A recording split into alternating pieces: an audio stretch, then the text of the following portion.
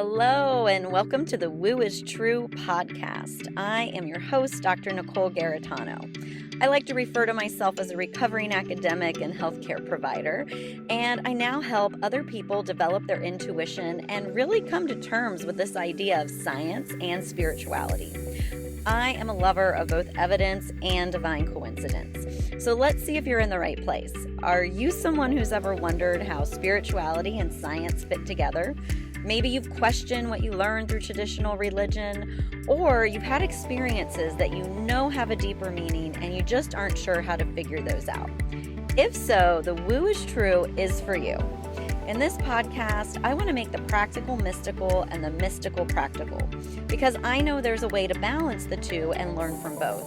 It doesn't have to be either or, it can be both and. Both practical and spiritual, both science and energy, both concrete and ethereal. So let's swap or for and dive into the woo.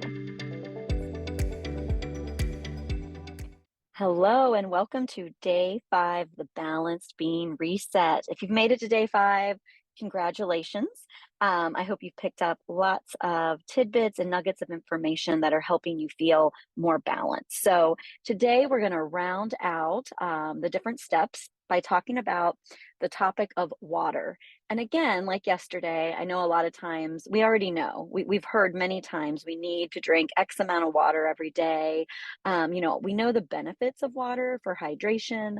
And today I'm just going to give you a little bit further information around water through both, yes, that very physical, like why our body needs it, and then also some of the spiritual elements of water. So my hope is that you have a little bit of a reframe around your water consumption at the end of this session.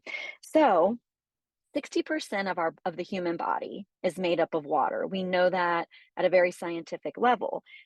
What's most interesting is just how much water each of our organs needs within our body. And so I just wanted to briefly go over the percentage of water that actually is within each of these organs in our body. So our kidneys are made up of 80 to 85% water. Our liver is made up of 70 to 75% water. Our brains are 80 to 85% water. The heart muscle, 75 to 80% water. General other musculature in our body uses about 70 to 75% of the water. Our lungs contain 75 to 80%, and then our skin, 70 to 75%.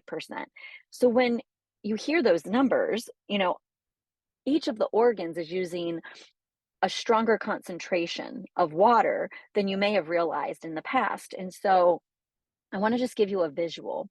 When you go out to water your plants and you see them, and some of them might look shriveled because they've been in the heat, in the sun, they've been robbed of water. We know what they look like. They look wilted. Sometimes the leaves are starting to look crunchy or brown. The plant may be like leaning over. It looks really fatigued and dried out. And so start to imagine the organs in your body actually looking that way when you're not getting enough water.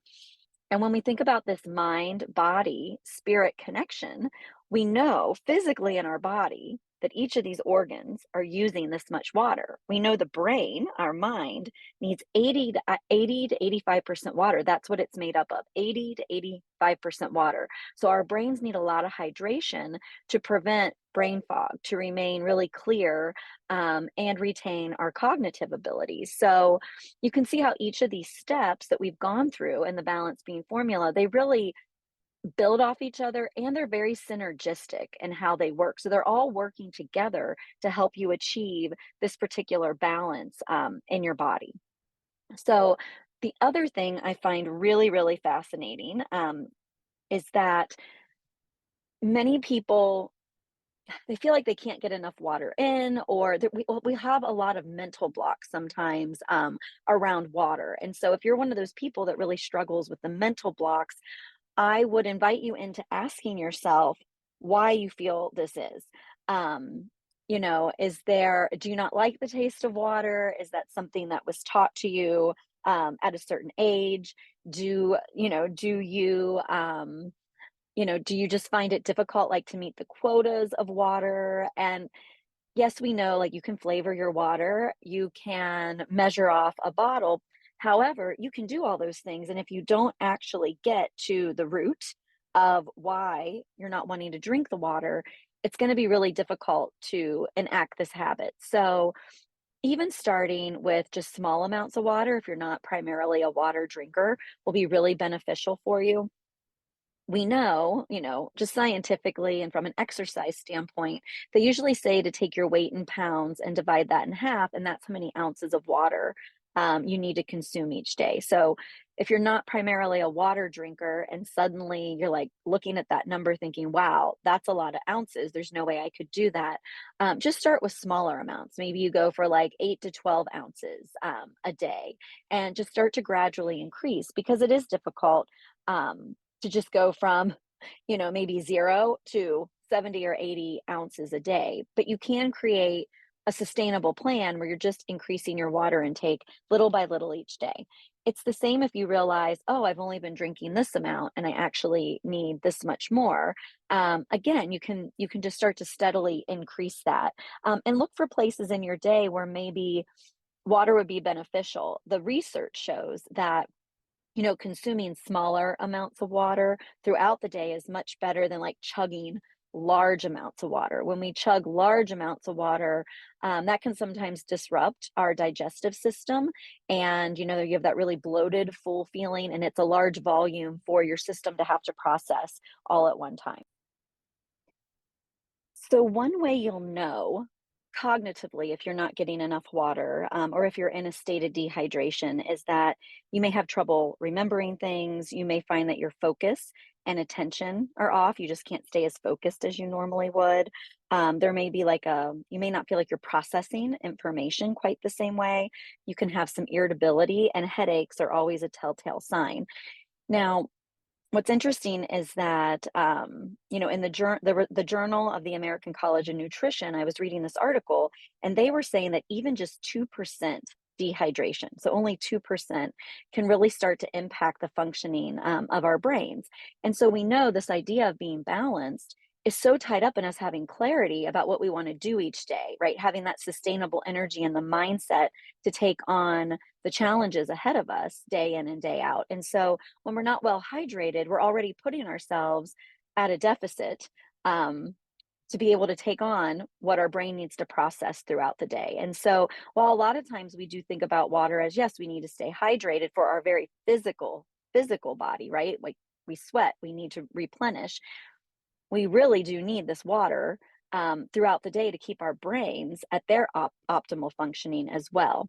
And so, some good rules of thumb around water intake are consuming water first thing in the morning. And again, this would be like just sipping it, even just a cup of water is really beneficial to start that hydration of your brain, rehydrate your body after a night of sleep. Another huge misconception for people is that well, if we're not actively working out, if we're not truly sweating, are we really getting that dehydrated? And yes, we are constantly losing water through our skin. It's, the particles in the air. And a lot of times it would be like microscopic loss. You may not realize it's happening, but that's one of the natural processes going on inside our bodies each day. And so while we sleep, that's a huge period of time where we don't consume any fluids. And so you do wake up naturally a little dehydrated each morning. And so many people go straight to the caffeinated beverage. Like they're going to have their coffee first, they want that kick. Um, and while that's fine and good in moderation, really having a cup of water or even a half a cup of water first primes your body for rehydration before you have the cup of coffee or something with caffeine. That actually caffeine does cause some levels of dehydration in the body. So just starting to reframe even those first steps in the morning in terms of what you're consuming can make a huge difference in your hydration levels throughout the day.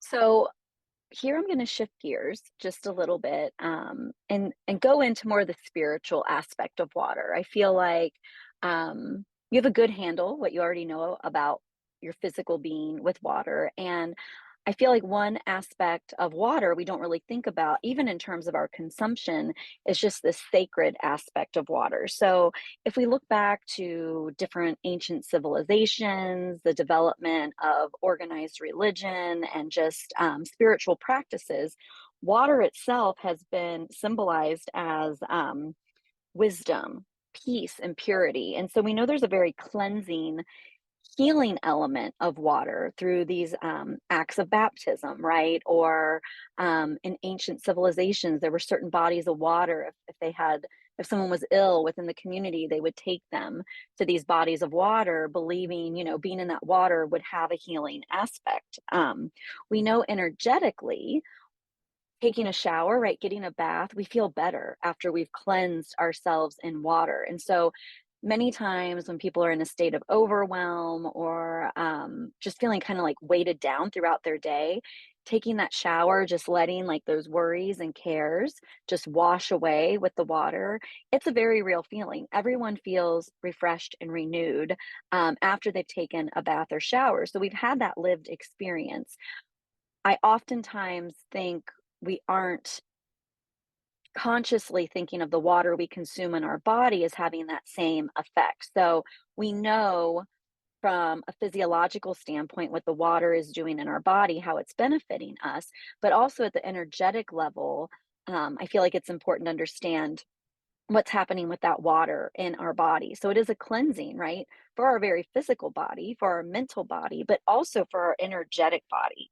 And so I wanted just to share with you some of the different aspects of spirituality and water. So the first one being when we think about water, water flows, it ebbs and flows. It can be rough. There can be big waves of water. It can also be like a trickling stream or brook. So that whole idea of water, there's balance that we have to find with water, and water is never completely still. And so when we think about this idea of a reset or rebalancing ourselves, we're never completely still because even if we make our physical body still, our mind's still working, our energetic field is still active. So I love this idea of how much we truly are like water. I mean, 60% of our body, right? We talked about that on the front end, is made up of water. So we're always in motion of some sort. And I really feel like that imagery, the visual of, are you more of like the crashing waves? Are you more of the trickling brook, or are you somewhere in between as you think about your relationship with water and how you're living your day to day within your own literal body of water? We are each our own individual bodies of water, and so I feel like even that imagery gives us a nice place to check in with ourselves throughout the day to see what we really need to bring that water back into the flow that's perfect for each of us. So in terms of Ayurveda, um, they have some interesting concepts around water and ways to drink water. And so I wanted to share these with you. So, in that practice, they believe like sitting down when you drink water is better, or having periods where you sit down, because when you're sitting, the water is drawn into your organs more efficiently. There's also this idea of drinking water 45 minutes before and after you're going to eat. And so that's like a sipping. It's not a gulping of water. It really is like this sipping because it assists with your digestion before and after you eat, making that a more balanced process within your body. That idea of the 8 glasses of water a day, or like we had talked about earlier, the certain amount of ounces when you take your weight and divide it in half, because it helps you feel less groggy, less dizzy. This other idea is that drinking water warm is better, like closer to, um, not obviously not quite our body temperature, but warmer water is easier for our bodies to process. So we love a good ice cold glass of water, and there's still a time and place for that. But like warm water, warm lemon water, also is really, really good in terms of increasing our blood supply to our organs and easing our digestion. So even adding in some warm water throughout the day, or like a warm tea that's non-caffeinated, would be really, really helpful for circulation and blood flow. And then drinking water on an empty stomach as soon as you wake up, which I'd already talked about, but it's part of this spiritual process as well to really receive for the spiritual aspect that nourishment first thing. You know, you start your day like by drinking almost this sacred water. And how many times we're really drinking water and even thinking of it as sacred. However, we are so blessed in the world we live in to even have access to free water that's clean. You know what I mean? And yes, I know we have to pay a water bill, but when you think about it, there's access to water in many, many places. Like it literally runs pretty free where we live. Um, and it's clean, it's purified. Many parts of the world don't have access to water. They only have access to dirty drinking water that makes them ill. So even when we're in the act of drinking this water, just being in gratitude for the fact that it's clean, it's refreshing, and we actually have access to it is really, really important. So that brings me to the final piece that I want to share with you around water, which I think will be a drastic reframe potentially for you. So, even going a step further, really spending time as we're drinking the water, as we're preparing the water, like meditating, bringing consciousness to where that water came from. So, if you know which bodies of water feed into like your water plant, you know, that then pumps the water to your home, just thinking about that and sending gratitude, but also like loving energy to those water sources is so important. You know, we're all connected energetically. So we're connected to the plants, we're connected to the water, we're connected to each other. Um, and I know probably few people are taking time to think about where this water actually comes from and what is the actual energy of that body of water. So, doing that, even through a meditative or conscious practice and just being in gratitude, that's very important. And there's been some interesting research. It falls more under pseudoscience, but I feel like it's worth mentioning here. So, there was a doctor, Dr. Masaru Emoto, out of Japan, and he passed away in 2014.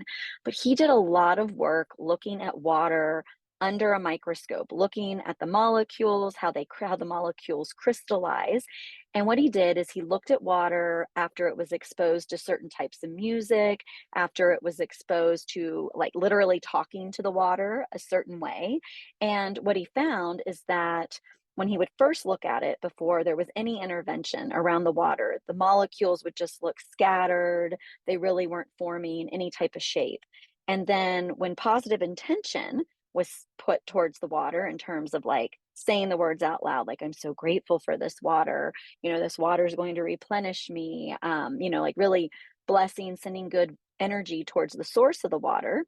Then when he'd look at it under the microscope, it literally had formed into patterns and almost looking like snowflakes and different the crystals and the molecules in the water had formed these different shapes that were very apparent to be a distinct shape all themselves.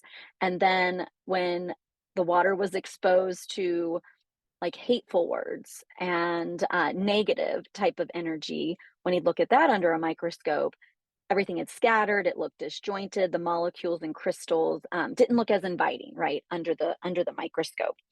He also did this with music.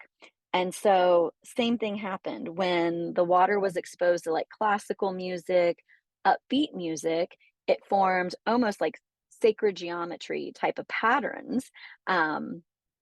And came into like beautiful alignment. And then when it was exposed to like more aggressive music or like heavy metal or music that might sound more angry, the same distorted patterns occurred. And so, you know, I love pseudosciences because I feel like it opens our minds up to lots of possibilities. Yes, hard science doesn't always support pseudoscience, and I think we get to expand our brains beyond a lot of times what traditional science tells us. So allow this to land for you however you want.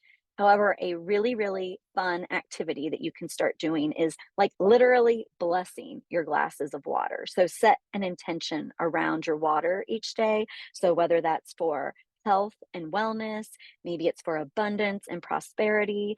And then as you drink that glass of water, that you've infused with that positive energy, or you've literally blessed and made like your own sacred water, um, just really indulge in that water. Um, Feel it just permeating your physical body with that energy that you're desiring and craving for the day. And I'd love to hear your aha moments if you partake in that. I'd love for you to reach out to me via email and just share what's happened for you. This is something I've made a more conscious effort to do, especially first thing in the morning.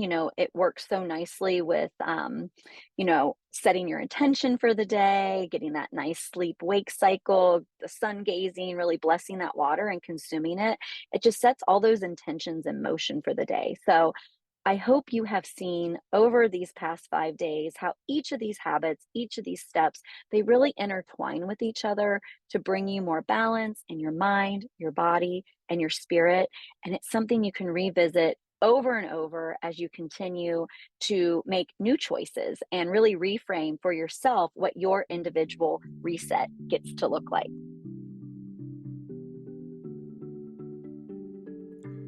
Thanks for filling your ears with possibility today. You can find all the resources shared in today's episode in the show notes or description, depending on which platform you are tuning in from. Until next time, remember your understanding starts inside of you. So stay true to your woo.